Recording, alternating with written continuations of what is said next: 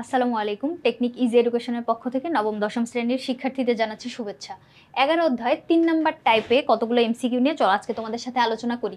কি বলছে দেখো তো, একটি আদর্শ ফুলের কয়টি অংশ? এখন আদর্শ ফুল কি জিনিস?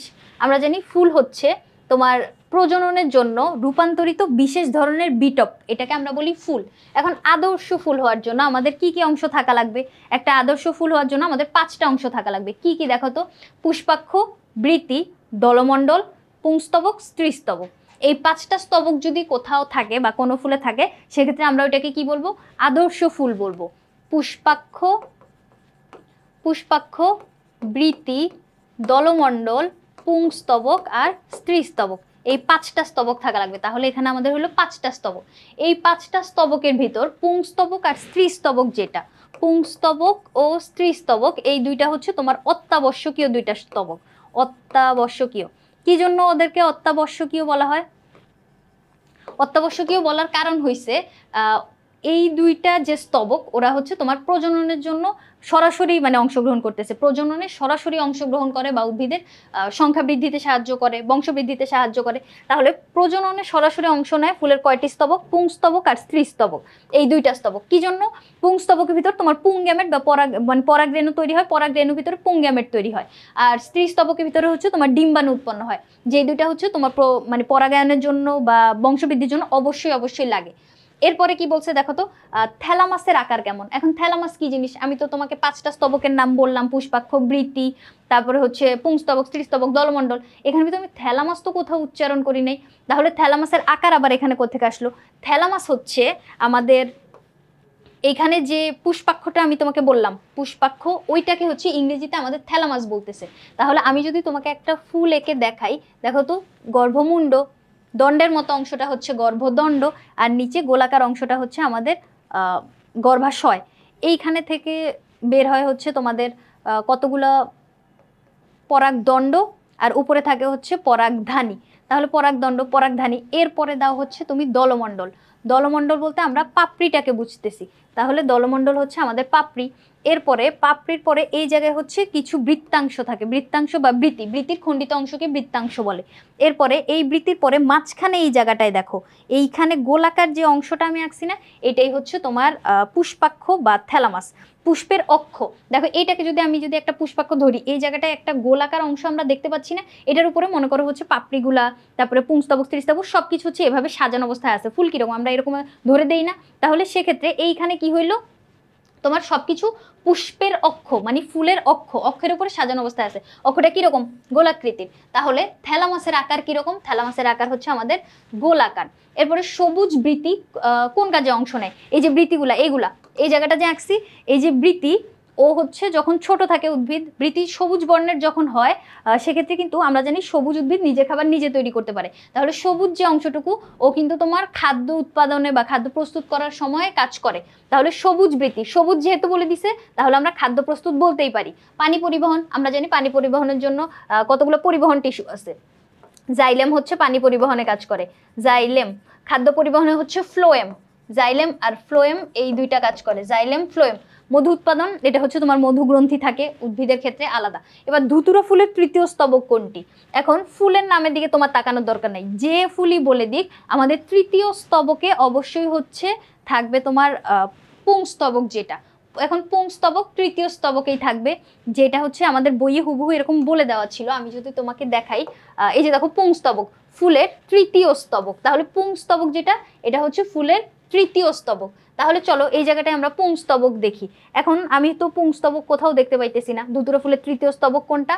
পুংস্তবক নাই, কিন্তু ওর ইংলিশ টার্মটা আছে, যার জন্য আমি বলবো যে ইংলিশ টার্মটা সহ একটু মনে রাখার চেষ্টা করবা, কারণ এর আগেও এখানে থ্যালামাস বলে দিছে। থ্যালামাস মানে পুষ্পাক্ষ, যেটা তুমি না বুঝতে পারলে কিন্তু পুষ্পাক্ষ যে গোলাকার এটা তুমি জানো, কিন্তু থ্যালামাস যে গোলাকার এটা জানো না। থ্যালামাস হচ্ছে পুষ্পাক্ষের ইংরেজিটা। তারপরে ধুতুরা ফুলের তৃতীয় স্তবক, তাহলে কি হইলো এখানে? অ্যান্ড্রোসিয়াম, যেটা এটা হচ্ছে তোমার পুংস্তবকের ইংলিশ টার্ম। গাইনোসিয়াম, এটা হচ্ছে স্ত্রীস্তবক, ইংরেজিতে বললে গাইনোসিয়াম। আর থ্যালামাস হচ্ছে একটু আগে আমরা দেখলাম কি, পুষ্পাক্ষ, তাই না? পুষ্পাক্ষ আর ক্যালিক্স হচ্ছে তোমার বৃতি। তাহলে সবগুলোর ইংলিশ টার্ম সহ মনে রাখো। অ্যান্ড্রোসিয়ামের অংশ 9 কোনটি? এরপরে অ্যান্ড্রোসিয়াম পুংস্তবক, পুংস্তবকের অংশ 9। এখন এইখানে দেখো স্টিগমা, যেটা স্টিগমা, স্টাইল আর ওভারি, এই তিনটা হচ্ছে আমাদের গাইনোসিয়ামের অংশ। স্টিগমা, স্টাইল আর ওভারি, এই তিনটা হচ্ছে আমাদের গাইনোসিয়ামের অংশ, যেটা হচ্ছে অ্যান্ড্রোসিয়ামের অংশ না। তাহলে অ্যান্ড্রোসিয়ামের অংশ নয় আমরা কোনটাকে বলতে পারবো? এই যে এটা হচ্ছে অ্যান্ড্রোসিয়ামের অংশ নয়, তার মানে এইটা, এই জায়গাটা হচ্ছে আমরা সঠিক বলবো। এরপরে অ্যান্থার, পোলেন টিউব, তারপর স্টেমেন, এই সবগুলোই হচ্ছে তোমার অ্যান্ড্রোসিয়ামের অংশ। নয় হচ্ছে স্টিগমা। পরাগধানী ও পুংদণ্ডের সংযোগকারী অংশকে দেখো তো, আমি যখন ফুলটা আঁকছিলাম, এই যে মুন্ড, গর্ভদণ্ড, তারপর গর্ভাশয়, এরপরে এই পাশে এগুলা কি আঁকছিলাম বলো তো? পুংস্তবক আঁকছি না? এই যে পুংস্তবক দণ্ডের মতো একটা অংশ, এই যে দণ্ড, তার মাথার উপরে হচ্ছে তোমার থলি থাকতেছে, পরাগথলি। তাহলে একটা তোমার থলি, পরাগথলি, আর নিচে হচ্ছে তোমার দণ্ডের মতো অংশ, পরাগথলি বা পরাগধানী আর পরাগদণ্ড, এই দুইটা এই জায়গাটায় সংযুক্ত হয়েছে না? দেখো তো, এই সংযোগকারী অংশকে আমরা বলবো হচ্ছে যোজনী। তাহলে এই পুংধানী, পরাগধানী আর পুংদণ্ডের সংযোগকারী অংশকে আমরা কি বলতেছি? যোজনী বলতেছি। পোলেন টিউব কি? পোলেন টিউব হচ্ছে তোমার নালিকা কোষ। নালিকা কোষ নালী তৈরি করে যখন নিষেকের সময় যখন পরাগরেণু ওখানে পতিত হয় গর্ভমুণ্ডে, তখন ওইটা নালী তৈরি করার মাধ্যমে তোমার পুং গ্যামেটগুলা ওখান দিয়ে হচ্ছে যাইতে থাকে, মানে ওই নালীপথ দিয়ে। তাহলে ওইটাকে বলবো হচ্ছে আমরা পোলেন টিউব। পরাগরেণু তো আমরা সবাই চিনি। আর পরাগথলি হচ্ছে তোমার এই যে থলির মতো অংশটুকু। এরপরে কি বলছে দেখো তো, কোন ফুলে একগুচ্ছ বিশিষ্ট পরাগদণ্ড থাকে? এরপরে বলছে কোন ফুলে দ্বিগুচ্ছ বিশিষ্ট দ্বিগুচ্ছ পরাগধানী। তাহলে পুংস্তবক বা পুংদণ্ড এটা একগুচ্ছে থাকবে নাকি দ্বিগুচ্ছে থাকবে, বহুগুচ্ছ নাকি হচ্ছে দললগ্ন, এরকম মানে বিভাগ থেকে অনেকগুলো প্রশ্ন আসতেছে। তাহলে আমরা আগে হচ্ছে চলো এই জায়গাটা একটু নোটসে পড়াশোনা করে নেই, এরপরে দেখবা যে মানে সমাধান করতে সহজ হচ্ছে। এই জায়গাটা দেখো তো, একগুচ্ছ পরাগধানী যাদের থাকে, সেক্ষেত্রে আমরা কি দেখতে পাই? জবা ফুলের ক্ষেত্রে এটা দেখতে পাই। জবা গুচ্ছ হচ্ছে একগুচ্ছ, মানে জবা ফুলে একগুচ্ছ থাকে। কিরকম? আমরা জবা ফুল কিন্তু সবাই দেখছি, তাই না? এরকম জবার একটা লম্বা অংশ থাকে, যেটার উপরে হচ্ছে তোমার এরকম গুচ্ছ আকারে পরাগধানীগুলা থাকতেছে, মানে পুংস্তবকগুলা থাকতেছে, আর নিচে হচ্ছে আমাদের পাপড়িটা থাকে, তাই না? এরকম হয় জবা ফুল। তাহলে একগুচ্ছ আমরা কই দেখতে পাই? জবাতে দেখতে পাই। বহুগুচ্ছ কই দেখতে পাই? দেখো তো, শিমুল গাছে। দ্বিগুচ্ছ হচ্ছে মটর। আর দললগ্ন, দল বলতে আমরা পাপড়ি বুঝি, পাপড়ি বলি না আমরা ফুলের, ওইটাকে হচ্ছে দল বলবো। দললগ্ন, লগ্ন মানে সংযুক্ত থাকে। তাহলে পাপড়ির সাথে সংযুক্ত থাকে কে? ধুতুরা। তাহলে এই জায়গাটা তুমি বুঝার পরে দেখবা যে এই চারটা থেকেই হচ্ছে তোমার ঘুরে ফিরে প্রশ্নগুলো আসতেছে। দেখো তো, কোন ফুলে একগুচ্ছ বিশিষ্ট থাকে? একগুচ্ছ একটু আগে আমি বলছি, চিত্র এঁকে দেখাইছি। একগুচ্ছ থাকে হচ্ছে আমাদের জবার ক্ষেত্রে, তাই না? পুংস্তবক একগুচ্ছ থাকে হচ্ছে জবার ক্ষেত্রে। আর বাকিগুলোও কিন্তু আমরা বের করছিলাম, বাকিগুলোও কিন্তু এই জায়গাটায় হচ্ছে বের করছিলাম। দ্বিগুচ্ছ মটর, বহুগুচ্ছ শিমুল, দললগ্ন হচ্ছে ধুতুরা। এই তিনটা অপশনই এখানে আছে, তাই না? দেখো, মটর, শিমুল আর ধুতুরা। তাহলে একগুচ্ছে থাকবে হচ্ছে আমাদের জবা।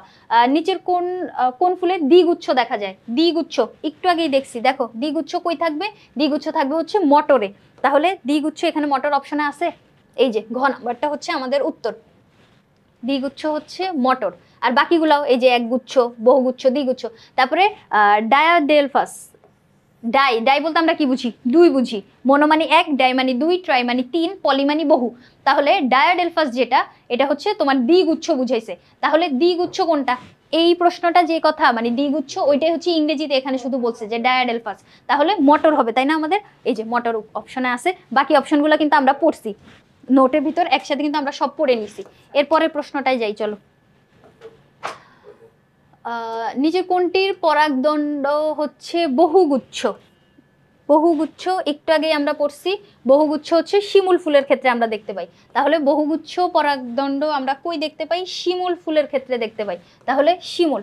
এরপরে একটা চিত্র দেওয়া আছে, দেখো তো, দুইটা অংশ আমরা দেখতে পাইতেছি। এই যে একটা একটু বড় অংশ আর একটা চিকন একটা অংশ, তার মানে দ্বিগুচ্ছ পরাগদণ্ড আমরা দেখতে পাইতেছি। চিত্রের পরাগধানীটা কোন ধরনের?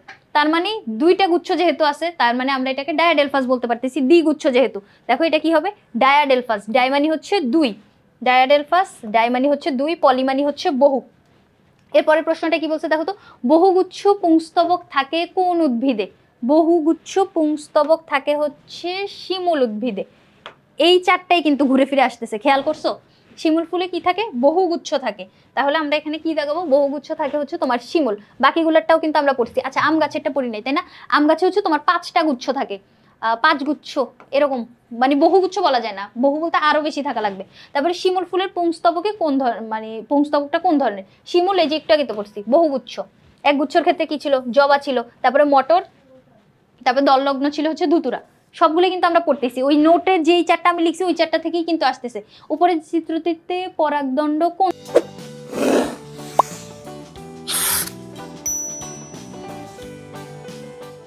ধরনের, এটা কোন ধরনের আমরা দেখতে পাইতেছি দেখো তো, অনেকগুলো একসাথে আছে না, অনেকগুলো একসাথে থাকলে আমরা এটাকে বলবো হচ্ছে পলি, পলি মানে বহু, পলি মানে হচ্ছে বহু, মনো মানে এক, ডাই মানে দুই, সিনজেনেসিয়াস মানে হচ্ছে যুক্তধানী, যে সিনজেনেসিয়াস মানে হচ্ছে যুক্তধানী। কোন ফুলের পরাগদণ্ড বহুগুচ্ছ ও পরপরাগী, কোন ফুলের পরাগদণ্ড বহুগুচ্ছ, তার মানে বহুগুচ্ছ আমরা একটু আগে কি দেখছিলাম, শিমুলের ক্ষেত্রে দেখছিলাম তাই না, শিমুল হচ্ছে বহুগুচ্ছ, বাকিগুলা কোন গুচ্ছ আছে এটাও কিন্তু ওই যে একসাথে পড়ে নিবা। এরপরে এখানে আমাদের কি আছে, একটা পরাগদণ্ড আর পরাগধানী এঁকে দিচ্ছে, দেখো পরাগদণ্ড আর উপরে হচ্ছে তোমার পরাগধানী। এবার এক্স চিত্রে এর বিন্যাস কিরূপ হলে তাকে যুক্তধানী বলবো। আচ্ছা যুক্তধানী বলতে হবে তাই না, যুক্তধানী হচ্ছে সিনজেনেসিয়াস। এখন যুক্ত অবস্থায় থাকবে, কোনটা যুক্ত অবস্থায় থাকবে, পরাগধানীটা, এই জন্যই তোকে আমরা যুক্তধানী বলবো। তাহলে পি অংশটা হচ্ছে যুক্ত অবস্থায় থাকবে। এখানে কিউ দুইটা অপশনই আগে আগে কেটে দিই, পি এক গুচ্ছে থাকলে না, এক গুচ্ছে কেন থাকবে, যুক্তধানী হচ্ছে যুক্ত অবস্থায় থাকবে, তাহলে পি দলমণ্ডলের সাথে যুক্ত থাকবে। হ্যাঁ পি যদি দলের সাথে যুক্ত থাকে সেক্ষেত্রে আমরা এটাকে কি বলবো, যুক্তধানী বলবো। এরপরে দললগ্ন পুংস্তবক কোন ফুলে দেখা যায়, দললগ্ন পুংস্তবক তার মানে হচ্ছে তোমার দলের সাথে সংযুক্ত, আমরা কিন্তু এটা একটু আগেও পড়ছিলাম নোটের ভিতর, ধুতুরা বলছিলাম না, ধুতুরা হচ্ছে তোমার দললগ্ন মানে ওর দলের সাথে পাপড়ির সাথে সংযুক্ত অবস্থায় থাকবে। কোনটিতে দললগ্ন পুংস্তবক দেখা যায়, সেম প্রশ্ন দেখো কতবার বোর্ডে রিপিট আসছে।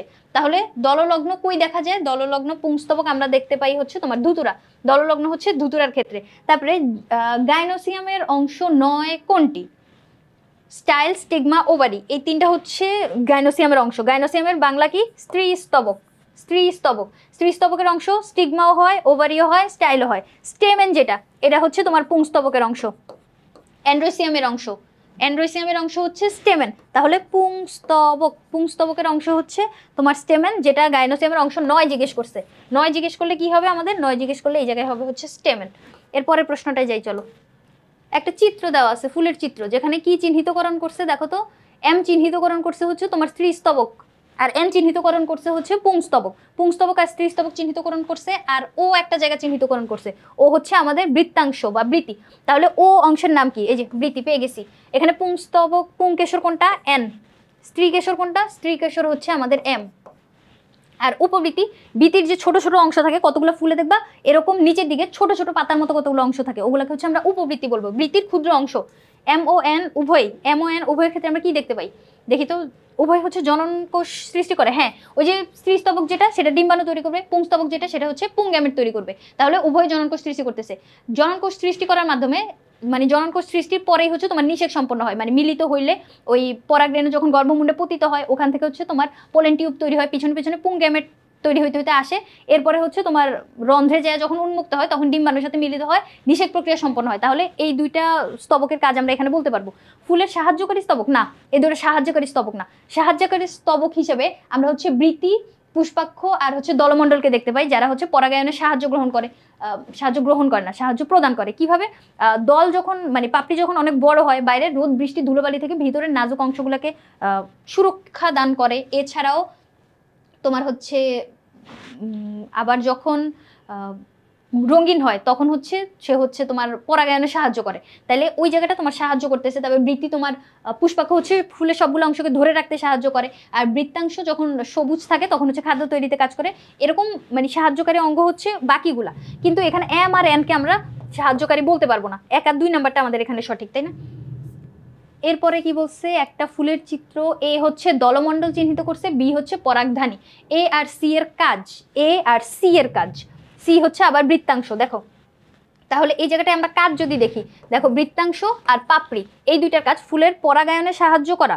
হ্যাঁ পরাগায়নে সাহায্য করে, ওই যে ফুলের পাপড়িতে বসে পোকামাকড় কিন্তু মধু খাইতে পারে। তারপরে কালারফুল পাপড়ির কারণেই হচ্ছে তোমার আকর্ষিত হয় পতঙ্গরা। ফুলকে রোদ বৃষ্টির হাত থেকে রক্ষা করা, হ্যাঁ রোদ বৃষ্টির হাত থেকে হচ্ছে পাপড়ি রক্ষা করে। ভিতরের নাজুক অঙ্গগুলোকে, পাপড়ি যেহেতু অনেক বড় হয় সে হচ্ছে ভিতরের ওগুলোকে প্রোটেকশন দিয়ে রাখে। ফুলের পরাগরেণু উৎপাদনে সাহায্য করা না, দলমণ্ডল আর সি মানে বৃত্তি এখানে কেউই হচ্ছে পরাগরেণু উৎপাদন কাজ করে না, পরাগরেণু উৎপাদন কাজ করে হচ্ছে আমাদের বি যেটা পরাগধানী। তাহলে 1 আর 2 নাম্বারটা আমরা এখানে সঠিক বলতে পারবো। এরপরের প্রশ্নটা কি বলছে, বি চিহ্নিত অংশটার নাম। বি চিহ্নিত অংশটার নাম কি? আমাদের পরাগধানী, তাই না? দেখো তো সবগুলো কিন্তু পরাগ পরাগ দিয়ে দিছে। পরাগ নালিকা, নালিকা না, এটা হচ্ছে পরাগধানী। পরাগদণ্ড হচ্ছে ওর নিচের অংশটা, আর গর্ভমুণ্ড হচ্ছে এরকম, মানে আমরা একটু আগে কিন্তু ফুল আঁকছিলাম, তাই না? এটা হচ্ছে গর্ভমুণ্ড, গর্ভাশয়, গর্ভদণ্ড। এরপরে এটা হচ্ছে পুংস্তবকের মানে পুংকেশরের পরাগদণ্ড, আর উপরে হচ্ছে তোমার পরাগধানী। তাহলে এইখানে যা চিহ্নিতকরণ করছিল, আমরা এটাকে কি বলবো? এটাকে বলবো হচ্ছে পরাগধানী, আর পরাগদণ্ড হচ্ছে এই অংশটা। এরপরে পুষ্পমঞ্জরি বৃদ্ধি থেমে গেলে তাকে কি বলে? পুষ্পমঞ্জরির বৃদ্ধি যদি থেমে যায়, আমরা জানি পুষ্পমঞ্জরি হচ্ছে তোমার এরকম একটা শাখা যেখানে মানে একটা উদ্ভিদের ফুলগুলো একটা বিশেষ নিয়মে সাজানো থাকে। ওই বিশেষ নিয়মে সাজানোর সময় ফুলগুলা ওই শাখাতে মানে ডেকোরেটেড করা থাকে। এখন শাখা সহ ফুল সহ ওই পুরা অংশটাকে, মানে ডাল, শাখা সহ ফুল সহ ওই পুরা অংশটাকে আমরা বলবো হচ্ছে পুষ্পমঞ্জরি। এখন পুষ্পমঞ্জরি বৃদ্ধি যদি অসীম পরিমাণে হয়, সেক্ষেত্রে আমরা ওইটাকে বলবো হচ্ছে অনিয়ত পুষ্পমঞ্জরি। আর পুষ্পমঞ্জরির বৃদ্ধি যদি নিয়ত হয় বা সুন্দর একটা পর্যায়ে যেয়ে যদি থেমে যায়, তখন আমরা এটাকে কি বলবো? নিয়ত পুষ্পমঞ্জরি। দেখো তো এই যে এই জায়গাটায় হচ্ছে এই কথাগুলোই বলে দেওয়া আছে। এই শাখার বৃদ্ধি যদি অসীম হয় তাহলে হচ্ছে অনিয়ত, আর বৃদ্ধি যদি থেমে যায় তাহলে ওটাকে আমরা কি বলবো? নিয়ত। তাহলে সাইমস হচ্ছে তোমার নিয়ত বুঝাচ্ছে। আমাদের এখানে কি জিজ্ঞেস করছে? বৃদ্ধি যদি থেমে যায়, তাহলে এই যে, তাই না? এই অপশনটাই হচ্ছে এখানে আমরা বইয়ের ভিতর হুবহু পাইছিলাম এই কথাটাই। তাহলে আশা করি তোমরা এমসিকিউগুলো বুঝতে পারছো। একটা একই কনসেপ্ট, মানে ওই নোটে আমরা যেগুলো লিখলাম ওই কনসেপ্ট থেকে কিন্তু ঘুরে ফিরে প্রশ্নগুলো আসতেছে, তাই না? তাহলে ওই কনসেপ্টটুকু মাথায় ঢুকায় নাও, দেখবা যে সবগুলো প্রশ্নের উত্তর তুমি সহজে করতে পারতেছো। তাহলে পরবর্তী পর্ব দেখার আমন্ত্রণ রইল। ধন্যবাদ সবাইকে।